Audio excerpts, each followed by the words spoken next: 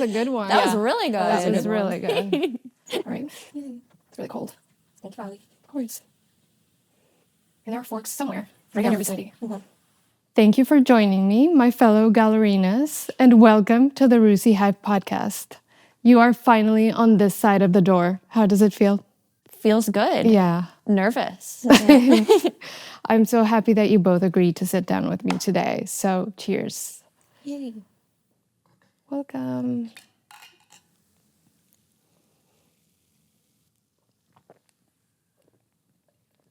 Normally for the podcast, I do the Hive card. It's just one card that I write for every guest, and it changes from interview to interview.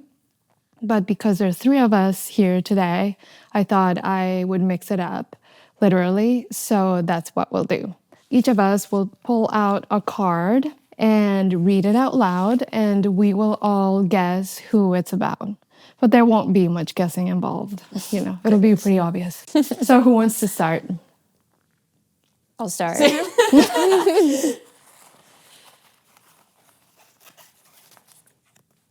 I hope you can understand my handwriting. Of you course. read it out loud. Okay.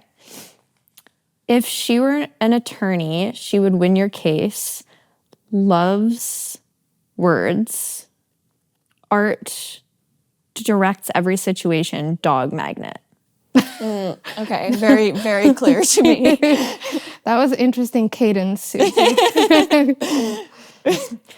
that guys. about? I think that might be our host. Yeah, it might be me. Mm-hmm. Yeah, great. So you take the next one.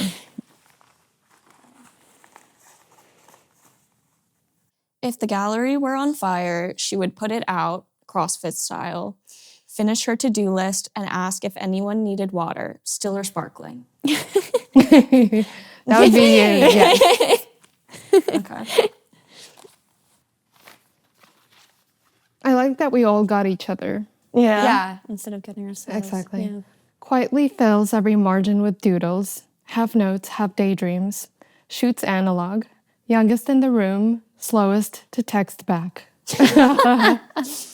And that would be you, Chloe.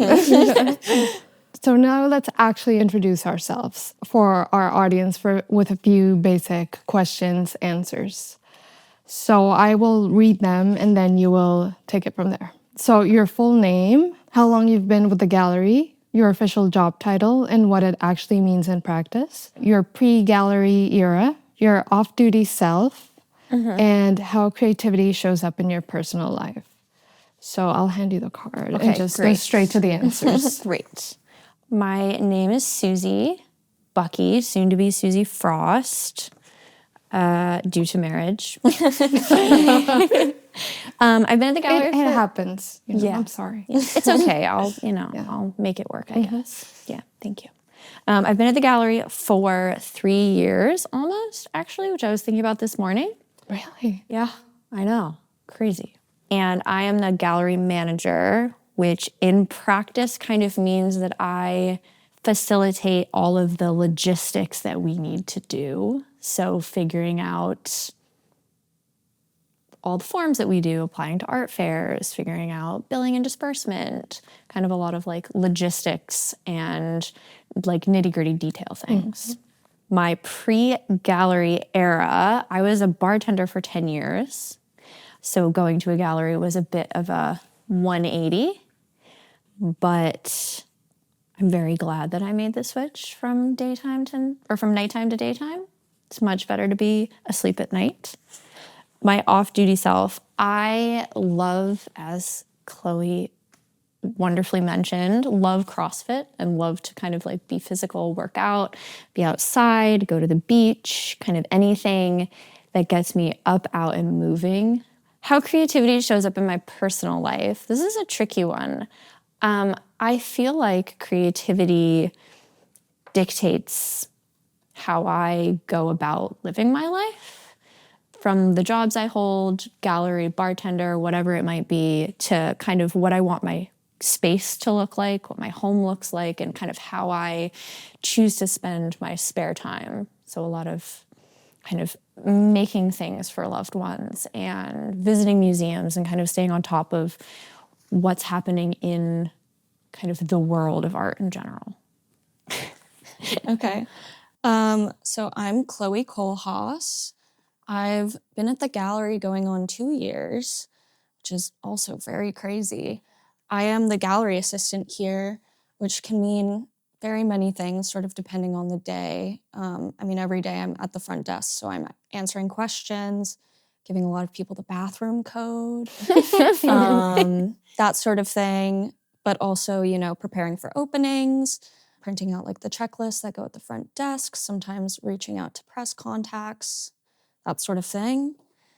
And my pre-gallery era, I went to NYU before this, and this is my first job out of college. So I've been in New York going on 6 years. Yeah, and this is kind of exactly what I wanted to do. I designed my major in college, narrative and social change, kind of like exploring narrative in gallery spaces and museum spaces. So this fits perfectly into that. Yeah. And then my off-duty self, I love just exploring the city. I'm a bit of a foodie, going to exhibitions, that sort of thing, hanging out with friends. I definitely have a creative practice. I do a lot of photography, as was also mentioned by Ali. And I paint sometimes, I write, and also very similar to what Suzy said, I feel like creativity dictates a lot of how I go about my life. Yeah. Great, thank you. Mm-hmm. I'll take that. All right, my full name, I'm Alejandra Russi. Nice to meet you. Just kidding. For the first time ever. Yeah, incredible. I've been with the gallery since 2019. That's a long time. Yeah. My title is media director, and what that basically means is that I am in charge of the way the gallery communicates with the world. That includes online viewing rooms, both for our physical exhibitions and online exhibitions, which I started in their current form, as well as email blasts, social media, editorial content. I also supervise exhibition catalogs when we publish them, and just do a lot of writing or editing. And I help plan client and press outreach and email you both a lot as well. Who I was before the gallery, my pre-gallery era. So I was born in Bogota, Colombia. I studied literature for my undergrad, and I played classical piano for many years.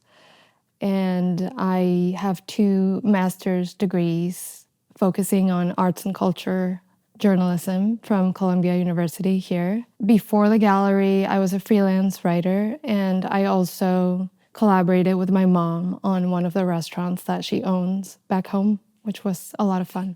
Off duty, so honestly, right now, this podcast has taken over my entire life outside the gallery. But normally I would be reading a lot. I love fiction, nonfiction, also writing a lot. I love fashion, restaurants. I love the performing arts, which is great because I live in New York City where, it's always kind of, there's something new. And I love this city so much. Like every time I leave the house, I can't believe that I live here. Like for me, it's been a journey, and I don't take that for granted. And how creativity shows up in my personal life. I guess similarly to both of you, the answer is a little more abstract. I would say creativity is the through line in everything I do. If I'm not trying to constantly figure out how to put an idea into something that's readable, viewable, into something that has a shape in the world, I'm not very happy. So usually it starts with, okay, I have a feeling, I have an intuition, I have this like vague concept. And then the question becomes, what's the right form for that? That could be an outfit, it could be a magazine article, it could be a recipe, it could be a podcast, it could be anything. The form can change, but the impulse stays the same.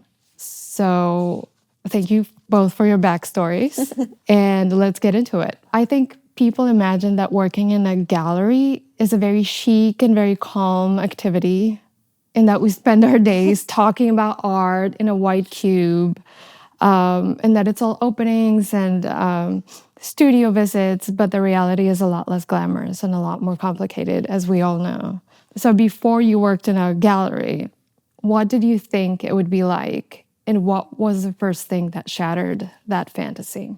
To borrow our lovely bookkeeper's favorite word, I thought it was going to be very snooty. I actually, because I started as an intern, when I first got the internship, I went out with my now husband, then boyfriend, and he helped me choose some outfits that we thought would be appropriate, which consisted of, like some button downs and like skirts, which is something that I don't think either of you have ever seen me wear ever, because I never would. So you did not wear that outfit? No, kind of as soon as I got here, I figured out that I could wear what I wanted and to feel like myself, and that would be totally fine. But I definitely thought it was going to be like a very buttoned up, very like snooty experience, which it is not at all. Yeah, totally. I feel like in my head, I was just constantly imagining the openings and like nothing else. Like it was just like blank space and then opening. Like we're just always going to be in nice little cocktail dresses and like have wine and talk about art. And in reality, that happens like every 5 weeks. And then there's a lot of stuff in between. That's what shattered it. I think I assumed, coming from journalism, that it would be more like ideas forward. I imagined they would be mostly about interpretation, like writing context, meaning, but what I didn't fully grasp was that whole ecosystem around that. So it wasn't until I started working in an art gallery that I saw how cultural value, money, timing, relationships, trust are all kind of intertwined. And so much of the real work lives in like tone, restraint, knowing when and when not to speak. It's like this secret code that all of us learn, but we didn't know how we learned it. We don't realize like how it happened, And realizing that, I think, slowly shattered my very one-dimensional idea that I had of the art world. So what's the funniest or most unhinged assumption that people have made about your job? People think that it's kind of just very highbrow and creative all the time, kind of like what we've just been discussing. Yeah. But they think that, we only associate with like the rich and famous. And that's not the case at all. Every day. Of course, every day. Every day. Yeah, it's a new celebrity through the door. We do. We know everyone, of course. Of course. We're just not saying. Yeah. Yes. Chloe? Yeah. I don't know if this ever happens to you, but I've had a few friends that have come in, and maybe it's just not, like, sadly, I think a lot of people don't respect or understand arts careers as much. And I think they don't understand what goes into like really establishing a gallery and making curatorial decisions. But I've had people come in and be like, oh, so like, did you like organize all of this? Like, did you put all these up? Did you, Chloe, do this? Yeah, and I was like, no, I'm not quite there yet, guys. But that's so interesting. Yeah, it's crazy. It's always people in like tech or something like that. Oh, yeah. Yeah. Huh. I feel like those are the same kinds of people that walk in and they just look at something, especially in kind of art, the outsider art that we show a lot here. And they're like, but I could do it. Yeah. Why? Worst. I could do it. Yeah. And I'm like, but you didn't. You did not. Yeah. One of the funniest assumptions is probably that people think that the gallery is kind of a static place, kind of similar to what you just said, that the art goes on the wall and then we just kind of sit around and wait for something to happen. That's really weird. Like people assuming that the gallery is kind of a dormant, kind of self-sustaining entity. And then there's no engine behind it. And when in reality, a gallery is more like a clockwork machine. There are so many moving parts behind the scenes, all working together. And that's what makes an exhibition actually come alive. From tiny things like checklists and emails to like the constant back and forth that it takes to make a sale, invoicing, packing, all that stuff. When it works, it's effortless. But that's because there's this whole choreography behind it that people don't see. So what's the strangest thing you've had to do here that would never make it into the job description? Be honest now. That would never make it into the job description. Yeah. I mean, one of the things that I love about my particular job is that I get to help our art handler, June, kind of lift things and do things that he would either have to like figure out on his own or like get the doorman to help with. I feel like you're the first person who's worked here fulfilling that role, like who's actually like Really? taken to that. Yeah. And I think June is very happy about that. That makes me really happy because it is one of my favorite parts of this job is just getting to like really like bro out with June and like talk deer hunting and like scrape vinyl off of walls. Wow. I never knew that. That's great. I love that. I love that. Definitely didn't make it into the job description. I feel like it's something that I put into my job though, which is slightly different from your question. Yeah. But I'm very happy it's in there. Yeah. I feel like the funniest thing, a lot of times it's like gifts. Yeah. Because I don't think another thing people don't realize about galleries is how much of it is social and like maintaining this social network with your clients and friends and that sort of thing. Like just the other day, I was looking at dog sweaters for BB, the dog who is owned by a person in a gallery on our floor. And, you know, we had to find the best dog sweater for BB. It's like very important. Of course. It's very important. You can't get the wrong sweater. No. That would be bad. That's fun. I love doing that. There's a lot of that. Yeah. Yeah. I actually had to think about this one, even though I formulated the question, because I feel like my threshold for strange has gotten pretty flexible over the years. But honestly, I think it was probably the Halloween reel that we did recently. Oh, yeah. How it all kind of pulled together so quickly. And it was bizarre in kind of the best way. And I realized that I really enjoyed becoming an art director in that moment and the whole kind of improvising and the performance aspect of it, which was, you know, I enjoyed that a little too much, which it gave me a little information about myself, actually. So that part, I don't think would make it into the job description, but really, if it were up to me right now, we'd all be preparing our elf costumes to do a holiday reel. Yeah. That'd be amazing. Honestly, if you're like soft launching that idea, I'm So can one or both of you give the audience the spark notes on what the Halloween reel was about? Oh boy. So we had a show of a new artist, Sarah Lee, who makes very like spooky and oftentimes like grotesque art. And so we thought it would be appropriate to like dress up as some of the characters in her paintings and do a reel. I don't know if you want to add some details. I mean, this was for Halloween to launch like on Halloween. Yes. And we all dressed up. And I think we did an amazing job getting like very really did. similar to the actual we paintings. had less than a week to get this, in addition to like our jobs and what we had to do. I think, We all like, Chloe painted a mask. I painted a mask. Like we all kind of like pulled things together. You like edited a bunch of outfits so that it looked way more similar than it like did originally. And Yeah, it was insane. yeah. I loved it. Yeah, it was great. I actually have, I don't think either one of you know, but I had a sneaky camera way on the side. What? Not the main camera. That nobody realized. There was this phone shooting the whole thing from another angle. Oh, that's amazing. And there's this really, I mean, there's so many great shots because nobody knew it was there. So there's one with you where you're wearing this crazy wig. Yes. With this crazy mask and you're in profile, like right there, looking at, like, it looks so scary.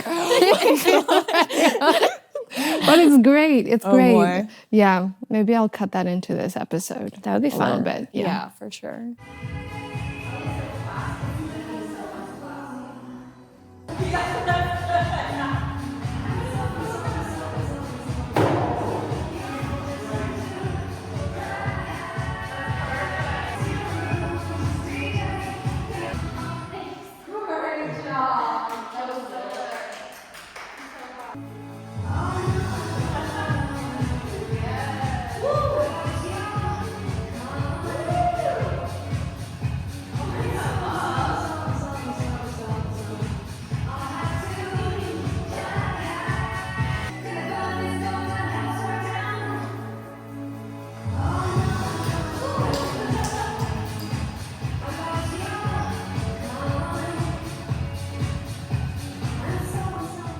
So I think we can only go downhill from there. But so what's great? Let's just end it there. Just cut it now. So what's an emotional aspect about this job that nobody on the outside would ever guess, or that you would not have guessed before you started?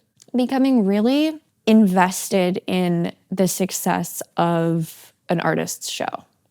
Like we just did, as you mentioned, Sarah Lee's show. It's her first show with us. It's her first show since we like took her entire price structure and completely rearranged all of it. And I was so invested in that succeeding. For her to have this like success and to be like, oh, I am worth this. Yes. I can do this. Right. And Totally. And for us to be able to be like, we can help you do this. And we did. It was a success. I mean, the show did really well. People still write in a lot asking for, prices on her work and wanting to buy her work. And that's definitely something that surprised me, that like getting so invested in that success. Totally. I found myself getting like attached to specific artworks and then like being really invested in where they end up a lot of the time too. Like sometimes it's funny when I'm really like attached to something and I find out it was sold while I was gone. I'm like, but who did it go to? Like where? How do I not know this? Yeah. It feels like fostering a dog and then wanting to know the owner who gets it. I get that. Yeah. For me, it's the responsibility of telling the story of the artist or of the work. I feel emotional weight in that, and I really do think of every single word that I write. It's about kind of holding intellectual rigor while also making the work accessible, and I feel that balance is pretty hard to achieve, which is so important to who we are as a gallery, but we'll get into that. All right, so let's close this section with front desk duty. So people in the art world say, I survived the front desk for a reason. It really is kind of a rite of passage. When I started working in the gallery, I sat at the front desk for about a year and a half. And it was like trying to write a novel in the middle of Grand Central. Like, even though I wasn't there alone, I was with somebody else, but it was like constant interruptions, and you're juggling so many things. You're answering the phone, shifting priorities, and you're pretending that everything is normal and you're great and you're here and you look cute and you're ready, right? So what has the front desk taught you, Chloe? In your case, that's all you've known. Yeah. So I'm going to start with you. Definitely the interruptions are crazy when you have something to do. And a lot of times, I mean, usually I'm kind of happy if someone wants to like have a conversation about the art with me. I do enjoy that. But you get some people that are just like, I'm not going to get into specifics. I try not to judge. But sometimes I'm just like, why are you telling me this? Right. No, I hear it sometimes. Like, people are telling you all these things. Like their life stories. Their life story, yeah. Like, really. I also get a lot of like artist submissions. And I'm not the person that makes those decisions. Also, like, sometimes it's like, okay, this pencil drawing of Rihanna, like, isn't gonna make it in the gallery. Like, I don't know. It's really surprising what people bring in. And do you try to be, like, nice and not say... always, like, yeah, for sure. And some things are really interesting. Like, I love a lot of the things I see in the conversations I have, but there's a wide breadth of people that come in. Yeah. Coming from a service industry background, I feel like I was very, very well equipped to deal with all of the personalities that get thrown at you. The thing that I learned and wanted to learn really fast is like, I've always felt very protective of like you guys in back offices. So I've always felt very like, I need to get really smart really fast on people that call in and those that we want to talk to and those that we really don't. Yeah. And so I feel like it helped me just learn our clients really fast. Yeah. Yeah. And if you've been at the front desk long enough, you kind of know.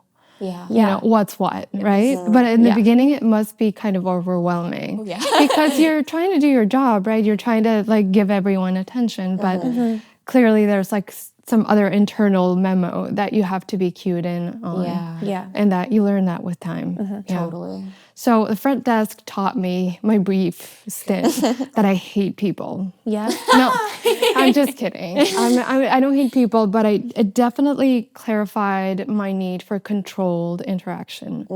It also taught me that being nice and being available are two very different things. And finally, it taught me that I need a lot of quiet to do my best work. And the front desk is a great place to learn that about yourself. Yeah. Ricco Maresca is a bit of an outlier as far as galleries go. We specialize in art that emerges very far from the mainstream. And we definitely operate differently too. The way we present ourselves, the way things run behind the scenes, it's not your typical gallery machine.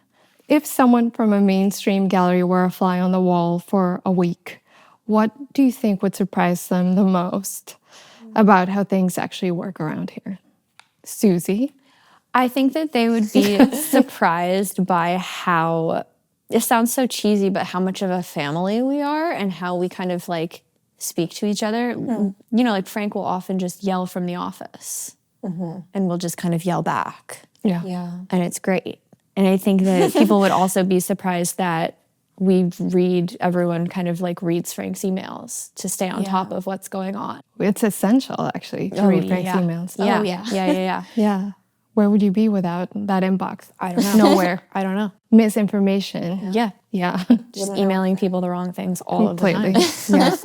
So I think what would surprise them the most is that even though we're all essentially our own little departments, we are all kind of cued into what's going on in general. Even though something is technically not our responsibility, we all know what's going on. And part of that is because we are a very democratic team. And every time we meet, for example, everyone's opinion matters. There isn't much hierarchy or pettiness or competition. And the focus is really on making things work together. And we're not like trying to advance ourselves. We're trying to make the gallery better and the gallery succeed.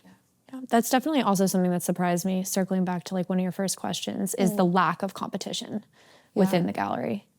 Because I thought it was going to be like a lot more cutthroat than it is. And I come in and Kylie's like, let me show you how to do this. Let me teach you how to do this. How are you doing? And I'm like, wow, this is nice. Yeah. No, totally. Those are both good points. I feel like, I guess the only thing I really like learned about mainstream galleries when I was like doing the interview process and stuff like that, trying to get into the gallery world, was that like a lot of gallery owners are not that involved with their galleries too. And the fact that Frank is here every day and like we're so involved with him and like his vision of like this gallery he's had going for 30 years. Over 40 years. 44. Over 40. Yeah. Over 40. Thanks for the correction. No, you're young. But yeah, that's really crazy. Because most places I was hearing like, oh yeah, the owner will come in like once a month or something like that. Which is really interesting. Or even just art fairs, the gallery owner will be there for the vernissage. Yeah. And then, he won't be seen at the booth. Exactly. Yeah. I think that is unique. Okay, so even though, kind of connected to that, even though we're a small team, we actually pull off a lot of the polish that's associated with a bigger gallery. What do you think allows that to happen? I think the lack of competition. I mean, I think the fact, as you mentioned, that everyone is connected, everyone's like doing each other's jobs. Like, I'm going to be gone for 4 days. You guys are going to know how to like... Thank you, Suzy. Fill the gaps. Giving us more work to do. Sorry. Great. But I do think that like the fact that everyone can like in a pinch help each other, and the fact that we do really help each other and no one's just like out in the ocean like struggling helps us get better together, like more than the sum of its parts. Yeah. I think it also has to do with what I just mentioned of Frank being in the business for 40 years, over 40 years. And I think we maintain this vision of like the classic vision of galleries, which I really like. Like a lot of times you go to an opening these days and it's like a cooler with beers and you just grab one when you go in. And like that does work for like a lot of these like newer galleries, like younger galleries.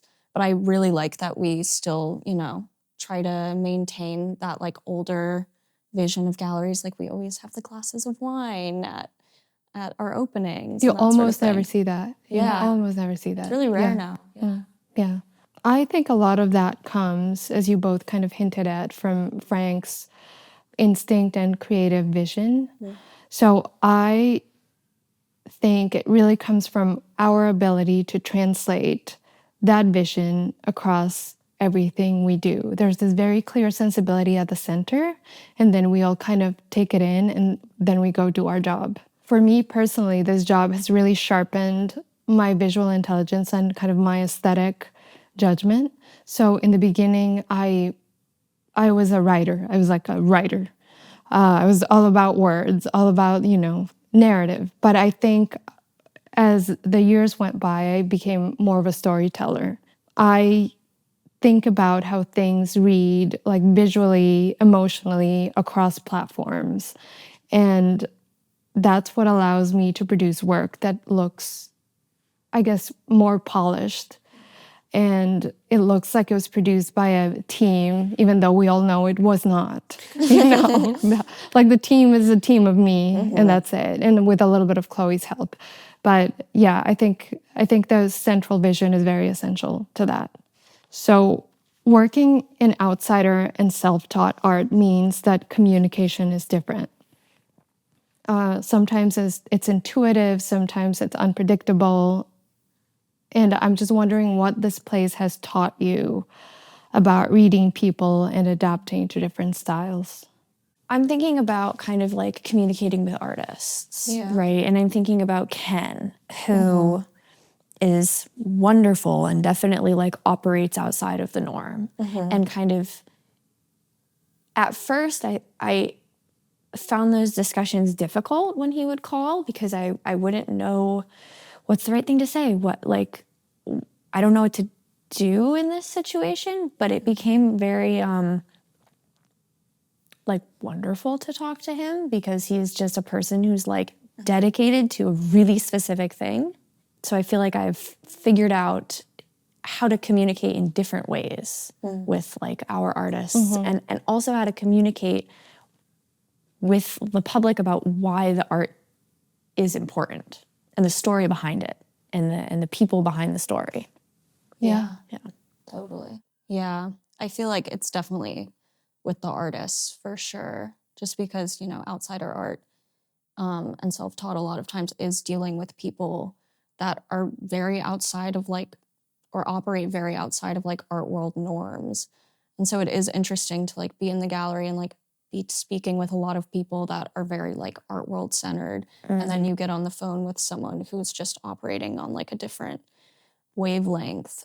Who's the actual person creating the art? Who's the actual person exactly. creating the art? It's kind of nice to have to drop into that feeling of, okay, I need to just relate to you as a human right now, totally outside of this job. But it was definitely an adjustment. Yeah, for sure. Doing those quick switches between academic and intuitive. Yes. I find really interesting. Yeah, very necessary in this gallery, I feel. Yeah, I mean, with self-taught artists, communication is not standardized. It often does not, listening for meaning when it doesn't arrive neatly, it's all over the place. It's a skill to develop, and it's taught me to adapt my own expectations and to translate without over-professionalizing, to protect the integrity of how someone communicates, not just what they're communicating. And that's kind of, in other words, not just reading people, but you're learning how not to overwrite them with your own thing. And that really should hold true for communication with any artist, I feel. And it goes back to that sense of responsibility that I think I mentioned earlier. Yeah, I feel like you have a very big responsibility in that. Yeah. Doing all the press releases and all of the kind of writing about the art. Yeah, I could just be like, this is what this is about. Totally. Forget about this crazy stuff. Forget this artist, whatever. Whatever he's saying, just boom. You can't. No, That's really a big responsibility. Yeah. All right. So this is has maybe been answered, I don't know. What is something you've learned from our artists, either a specific person or all of them collectively, about creativity or about life? The big thing I've learned is that the way you view the world is so different from others. I mean, you have Bill Traylor, and he saw people walk by and then drew what he saw.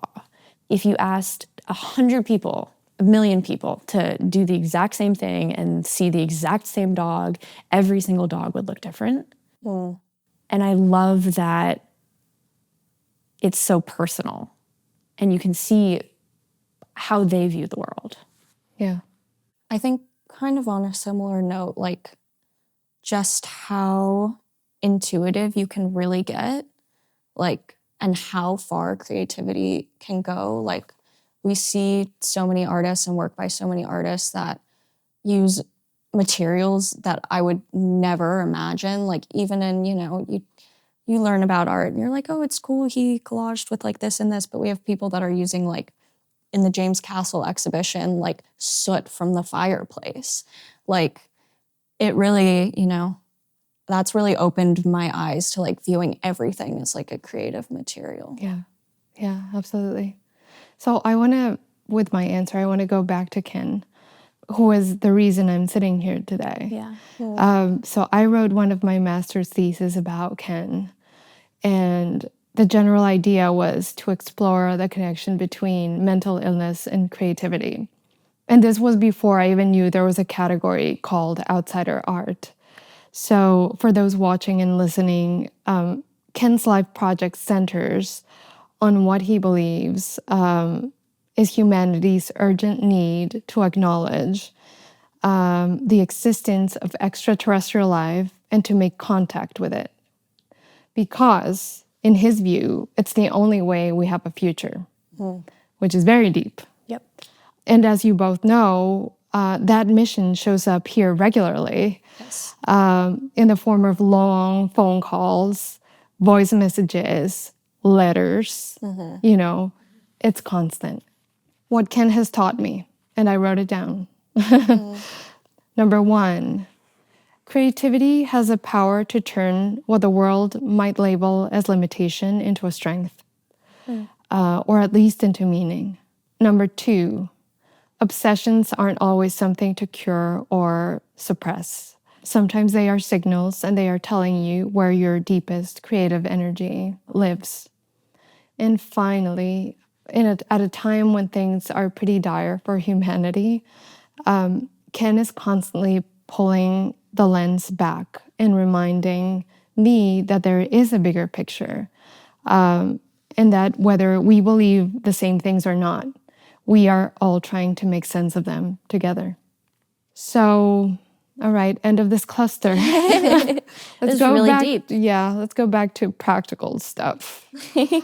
What keeps you in the art world right now? It's constantly changing. I'm a person who needs I need a lot of things to be happening all at the same time for me to thrive. And I need to have my hands in a lot of different pots and be doing a lot of different things all at the same time.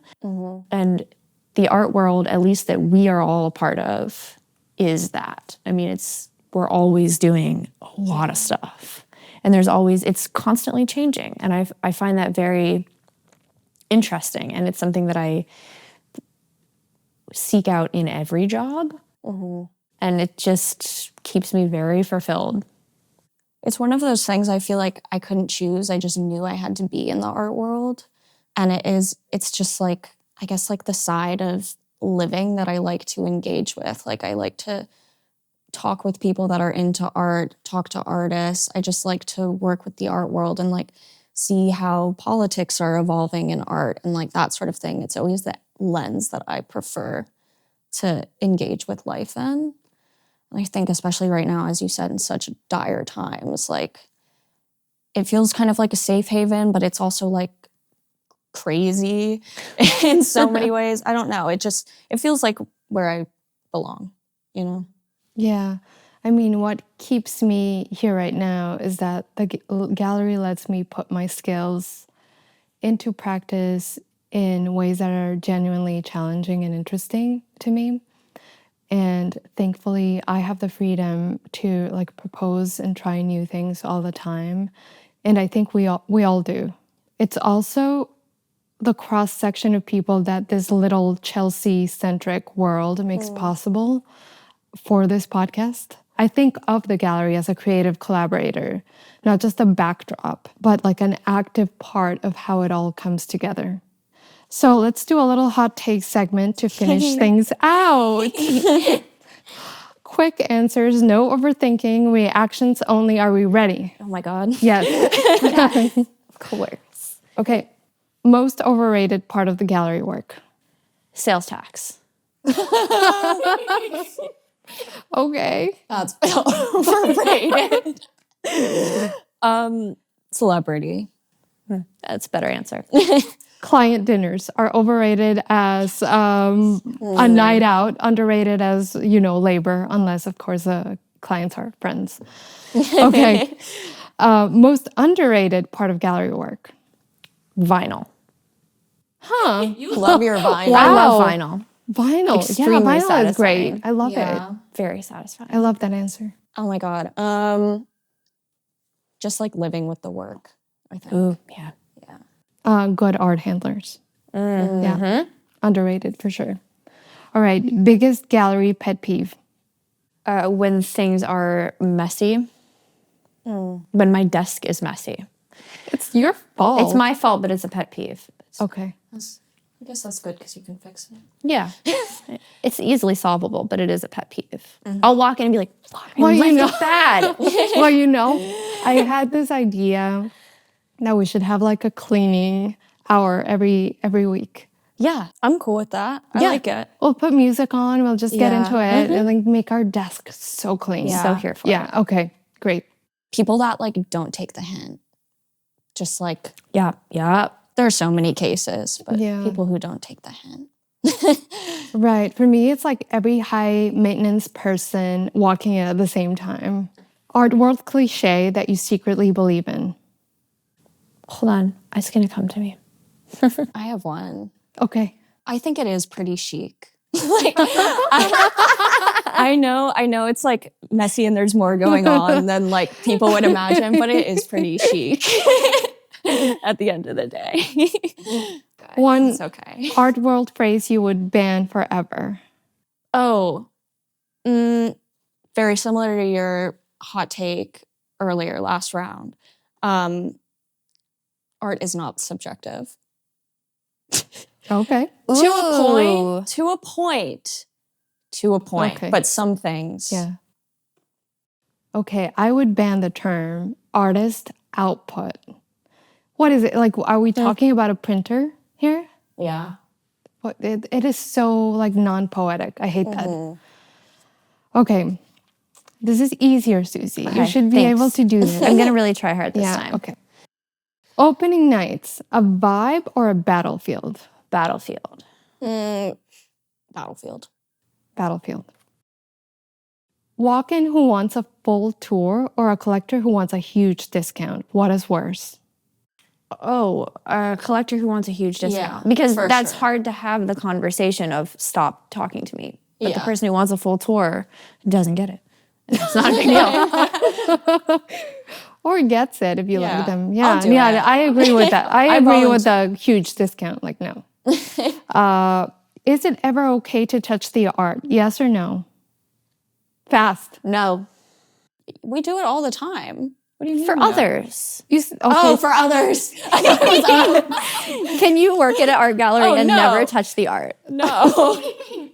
No for me. Yeah. Red dots, iconic or embarrassing? Embarrassing. Really? I like them. Iconic. Iconic. Yeah. Okay. Art fairs, love, tolerate, or hate?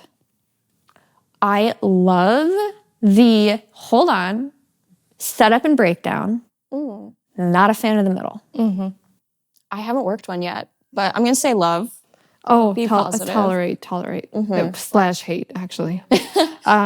Best gallery superpower, patience, intuition, or a solid poker face? Solid poker face. Yeah, solid poker face. Intuition.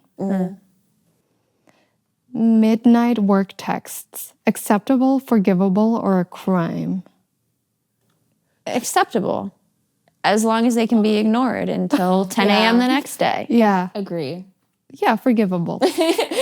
Email sign-off energy. Best, all best, warmly, thank you, or like nothing at all. I like warmly because it rhymes with Suzy. It really doesn't. It really does not. Oh, so never mind. You're You learning have this to. now. Why would rhyme with Suzy? Warmly Suzy.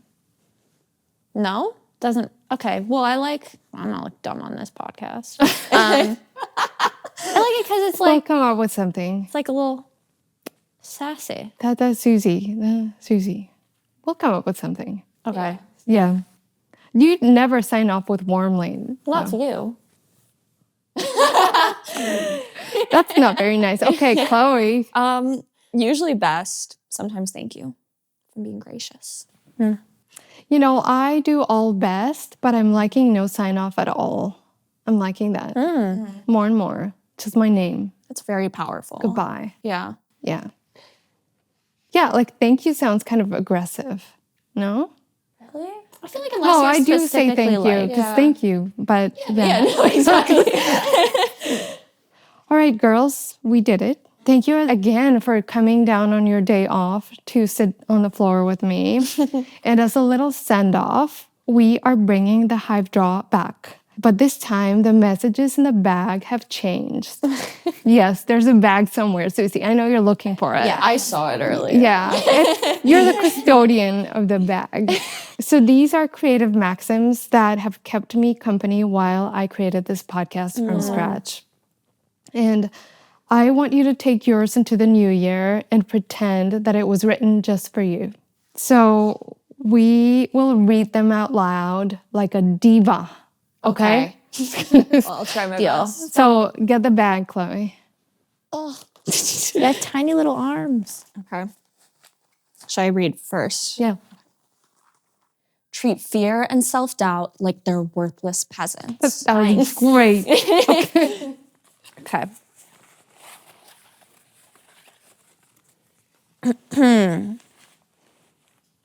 Begin before you feel ready. Readiness is a follower, not a leader. That's so good. Right. So I have a bonus one here, so I'll read both. Nice. Show up to your desires. Let intuition lead and delusion drive. That's one. Nice. Love it.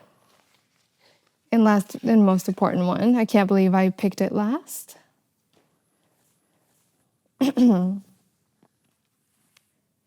You are that bitch. Act accordingly. Yes. Allie? Get it? Exactly. Thank you. Hell yeah. Thank you That for was coming. fun. Yeah, that was really fun. All right. Go team. Yay.